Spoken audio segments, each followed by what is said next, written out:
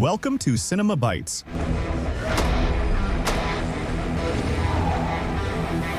Your go-to for movie recaps in a flash.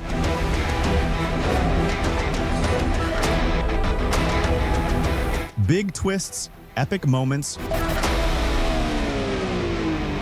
all in just minutes. All the events begin on Earth 828, and we see the genius Mr. Fantastic doing what he does best, arranging his devices and inventions while searching for a strange cactus compound that he can't find anywhere. Here, his wife Sue Storm, known as the Invisible Woman, offers to go look for it, but something seems off. She comes out of the bathroom looking very nervous, and instead of leaving the house, she gives him a pregnancy test. The result is positive. They had been trying for 2 years with no luck, but the thing they dreamed of most is finally happening. Then the scene cuts to a big celebration marking 4 years since the Fantastic Four first appeared. The announcer starts telling their story, how 4 daring explorers, Dr. Reed Richards, his close friend Ben Grimm, his wife Sue Storm, and her younger brother Johnny Storm went on a space mission that turned their lives upside down. During that mission, they were exposed to a violent cosmic storm that altered their DNA. When they returned to Earth, things got strange in a superpowered way. They began to develop extraordinary abilities. Thus, the Fantastic Four team was born. It was a test of their strength, unity, and what it really meant to be a family. One of their most famous feats was when they stopped Mole Man, who tried to steal the entire Panama building, but didn't get far. The team stopped him quickly. They also foiled the plot of the Mad Thinker, who wanted to destroy New York City. And let's not forget Red Ghost and his super apes, who were defeated by the team's courage and teamwork. Their bravery made them more than just heroes. They became icons. People saw them as symbols of hope. Sue Storm wasn't just powerful. She was smart, too. She managed to negotiate and make a peace treaty on her own with Mole Man himself. At the celebration, the crowd goes wild as each member is introduced. The genius, Mr. Fantastic, the clever thinker Sue Storm, the daring Johnny Storm known as the Human Torch, and Ben Grimm, the rock-solid thing. People love them, cheer for them, and consider them as one of their own. They're not just superheroes, they're protectors. After the celebration, we see them preparing for a quiet family dinner with their loyal and precise robot assistant. Sue and Reed arrive a bit late. Someone jokes about their tardiness, which makes Sue nervous for a moment, leading to awkward laughter and suspicious looks. Everyone starts to feel that something's not quite right, especially from how they're acting. Then Sue announces the news that she's pregnant. The room explodes with joy. Johnny and Ben are just as excited as the soon-to-be parents, celebrating that they'll become uncles. They promise to be up to the responsibility and to be the best uncles in the world. The Fantastic family is growing, and everyone knows the best is yet to come. Even the whole team gets into baby preparation mode, reorganizing their place, reading about parenting. But everyone wonders if this child be born with superpowers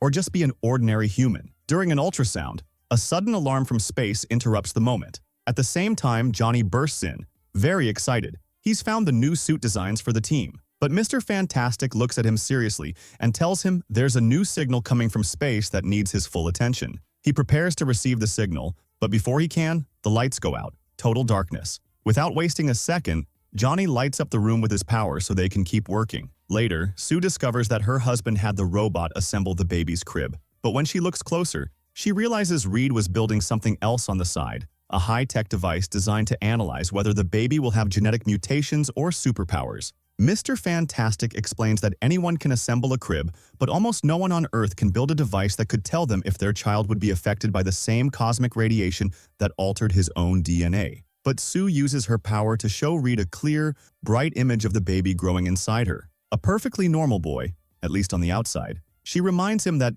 not everything needs to be measured to be understood. Meanwhile, on the other side of the city, Ben Grimm, the Thing, is out for a walk, trying to blend in with people as much as he can. Some kids run up to him, excited, and ask if he can lift a car so they can watch. Ben laughs and lifts the car like it's nothing. The kids go wild, cheering like crazy. Back at home, Reed proudly announces that he's finally finished assembling the crib and explains how he's been collecting data all along, trying to stay ahead of any danger to build a safe future for his child. But just as things start to calm down, the sky splits open, and something massive breaches the atmosphere. Johnny flames on and flies up to see what's happening. But he witnesses something terrifying. A powerful figure named Shalabal has just landed on Earth, leaving chaos and destruction in her wake. The Fantastic Four regroup on the ground, ready to face whatever comes. Shalabal lands with a heavy presence and a sad tone, announcing that her planet is doomed. Her world is about to be wiped out by an unstoppable force called the Devourer of Worlds.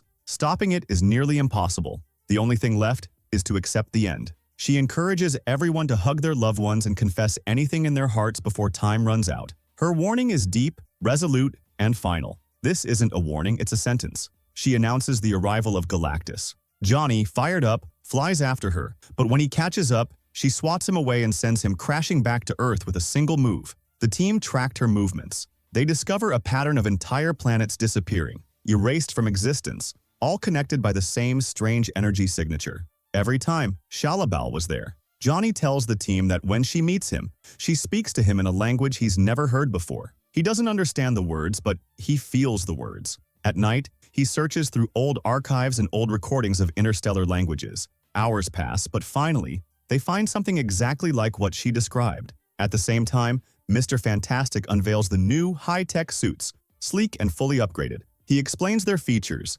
enhanced functions designed to handle extreme conditions, whether fighting for their lives or exploring the farthest reaches of space. The Fantastic Four return to the public eye in a huge event. Reed Richards takes the mic and reflects aloud. 4 years ago, they were just explorers with a shared dream, to reach the stars. That's why today, they're returning to space. Not as dreamers, but as defenders of humanity. After the speech, Ben goes to Reed to thank him for the new suit, but also to tell him something important. He tells him to stop blaming himself for what happened years ago. Reed still feels guilty and thinks the old suit he designed was the reason for their mutations. But Ben, with his usual honesty, reminds him that none of them hold it against him, and that it's time for him to stop carrying this burden into the next mission. After that, they say goodbye to the crowds, board the ship, fasten their seatbelts, and the journey begins. The Earth disappears behind them as they launch into deep space at faster-than-light speed. They're heading straight to Galactus, even though none of them actually know what the giant being looks like.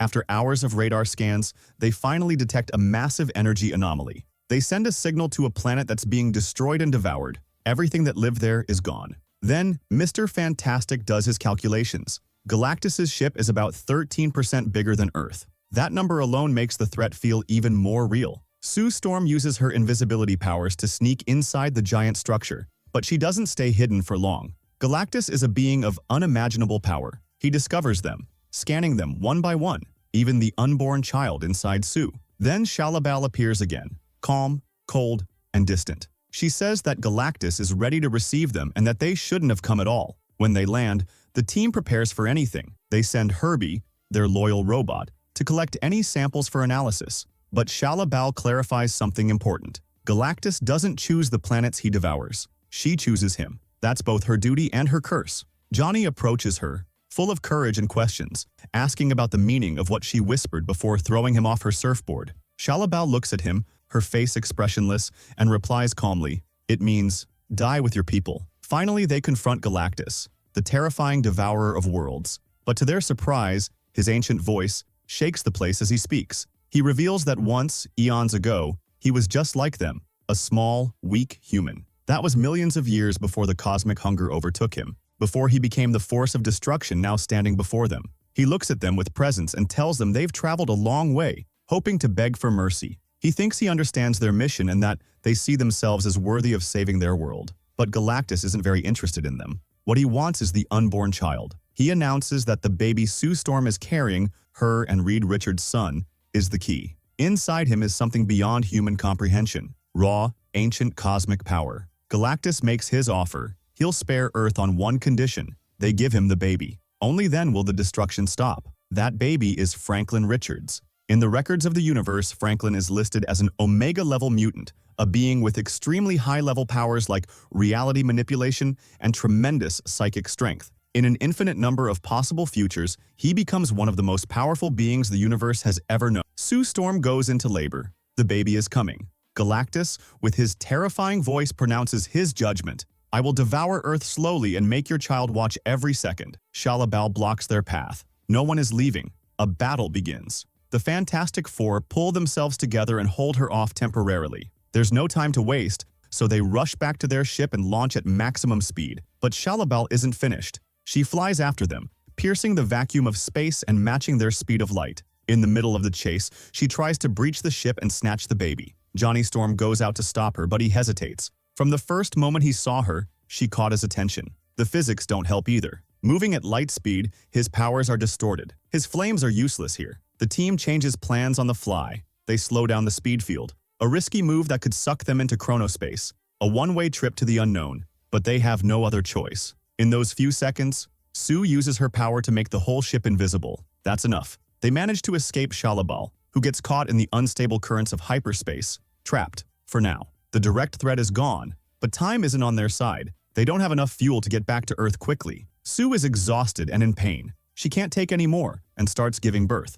Reed, holding her, guides her with deep love, right in the heart of the cosmic storm. And so, in the heart of chronospace, a place where time and matter fold, Franklin Richards is born. A new light shines with cosmic radiance in total silence. A being who, one day, might change the fate of the universe. Finally, after a whole month, the Fantastic Four return to Earth. When their ship touches down, crowds fill the streets, clapping and cheering, tears of joy in their eyes. For the people, this is it, victory, because the heroes have returned. Surely Galactus has been defeated, but the team disembarks with heavy faces. Mr. Fantastic takes the mic, and amidst the roar of the crowd, he tells the bitter truth. Galactus was not defeated. He reveals that they made a deal, but the price was unimaginable. Galactus asked for something he would never be able to give him. His son, who was just born. At the same time, far away, Shalabal escapes her trap in hyperspace and returns to her master Galactus. Unaffected, he reminds Shalabal that both she and the child possess unimaginable power. But the boy, Franklin Richards, is the key, a being of infinite potential who could finally satisfy his eternal hunger and bring him peace. Shalabal must find the child and bring him to him. Reed Richards, confused, realizes he's dealing with something far beyond human logic. Galactus doesn't see Franklin as a child, but as his successor, the perfect vessel to inherit the curse of cosmic power. As panic begins to spread, Johnny approaches his sister with a strange-looking helmet, inside which he stored traces of pheromones related to Shalabal, something that could send a secret message, her so-called blessing. Johnny confesses that he's heard that voice before, in ancient language archives. Now, with this evidence, he thinks he can help Mr. Fantastic decode who Shalabal really is and what she wants. But just as they start to make progress, the news spreads. Protests erupt everywhere. The crowds demand that the Fantastic Four hand over the baby to save the planet. Reed tries to reassure Sue, swearing he'll never let it happen.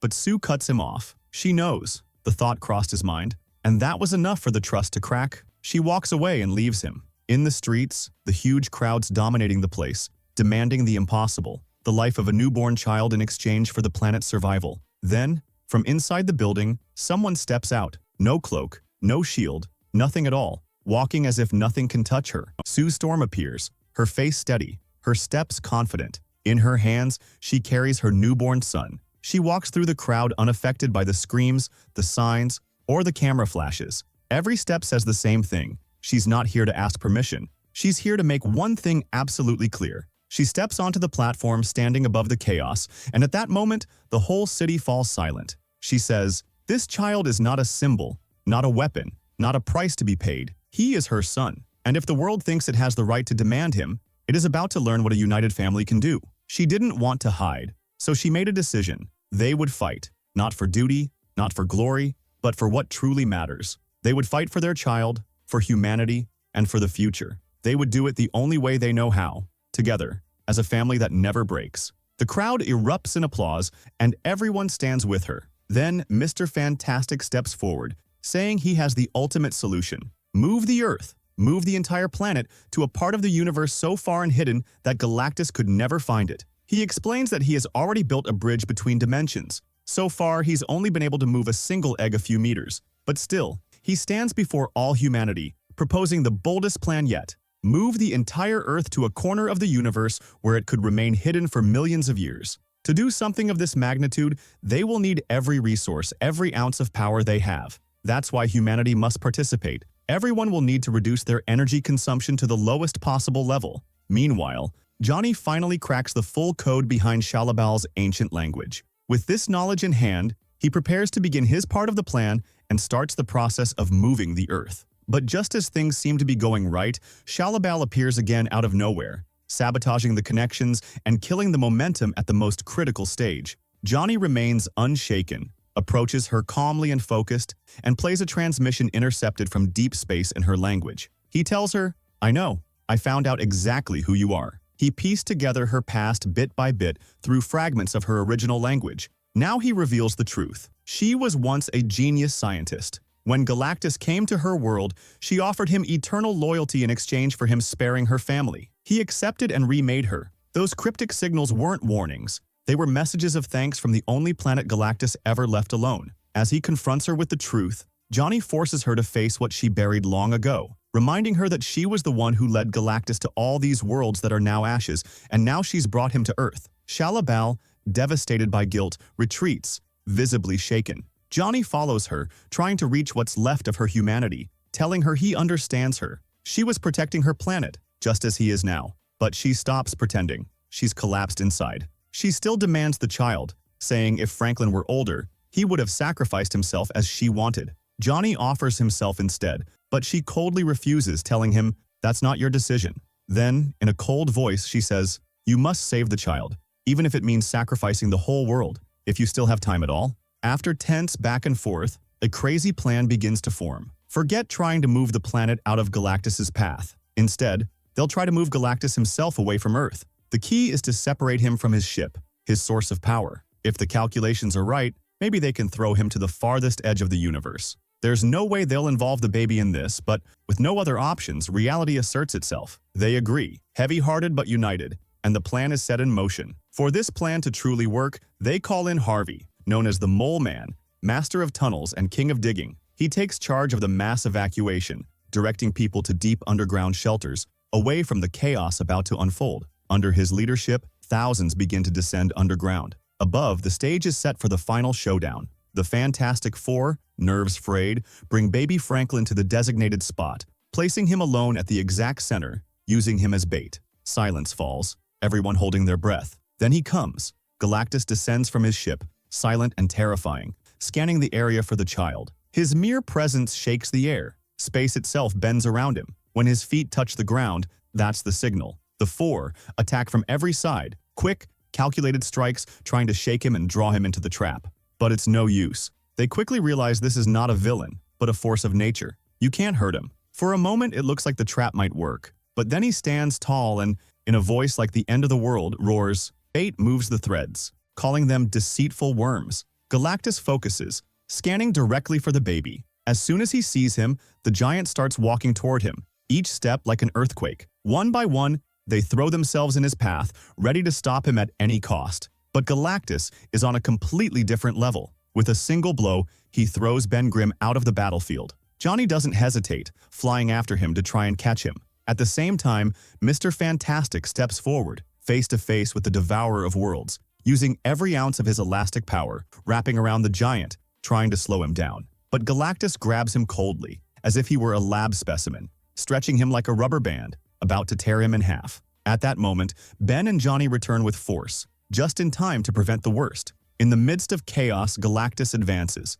No one can stop him now. He reaches the baby and lifts him in his hands. The massive being touched him with a strange, almost tender touch, and then, in a voice that echoed in the emptiness, whispered, "You are my salvation." It was mealtime, but Sue stormed. As she unleashed her anger, she began to push Galactus back, breaking him piece by piece. With sharp focus and courageous precision, Sue guided him to the exact spot where the trap was set. From afar, Johnny watched, holding his breath. The moment Galactus set his foot in place, he triggered the switch. Raw energy exploded around the cosmic giant, and in seconds, the entire plan worked. Galactus was pulled from reality, sucked to the farthest edge of the universe, just as planned. The baby was saved by mere centimeters, snatched to safety by his father. But Sue collapsed, exhausted and barely conscious. The ground shook with a deep, terrible tremor. Galactus was coming back from the dimension they had exiled him to, forcing himself out. A rift opened and grew rapidly. In an instant, it was clear the ordeal wasn't over. Johnny stepped forward without hesitation, knowing exactly what he had to do. He looked at his team one last time, smiled, and said, "Tell the boy Uncle Johnny loves him," as he threw himself into the rift. Suddenly, a figure emerged from the distortion. It was Shalabal. Without a word, she pushed Johnny aside and threw herself into the rift, performing her final act of redemption. She dragged Galactus down with her into the abyss, ending everything. The battle was over. After that, everyone ran to the exhausted, bleeding Sue Storm, who was still breathing. Sue Storm lay on the ground, breathless, her body completely still as if it had surrendered after such an immense effort. Reed, her husband, was on the verge of panic, doing everything he could to bring her back. Then Franklin, their young son, began to worry. In the arms of a team member, he reached out toward his mother as if he could feel her absence in his little soul. Seeing that, they gently placed him next to her body. Then, a bright energy emerged from the boy. Suddenly, her heart started beating again.